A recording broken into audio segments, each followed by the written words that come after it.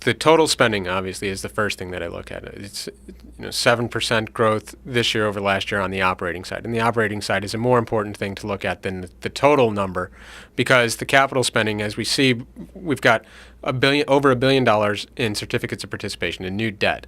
That's in addition to the $50 million that's in the budget in spending.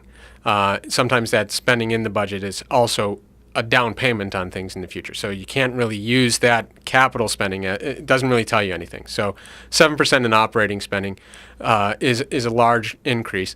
And what that spending goes to is the other side that I look at. If you have critical areas, whether it's roads or relieving counties of Medicaid or schools or whatever else you think is a priority, there's enough in that budget that you can find to eliminate that would make it possible to fund that without raising taxes.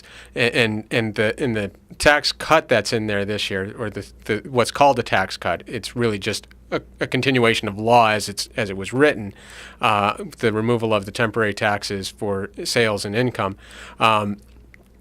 is actually going to be more temporary than the tax increases that it finally repeals, because we're going to be in a recession, or we're going to have some kind of downturn in a couple of years, and income tax revenue falls faster than income itself, and so the state's going to end up in a position where it's going to have to raise taxes or cut spending or do both, and so we're going to end up paying these taxes again in the end.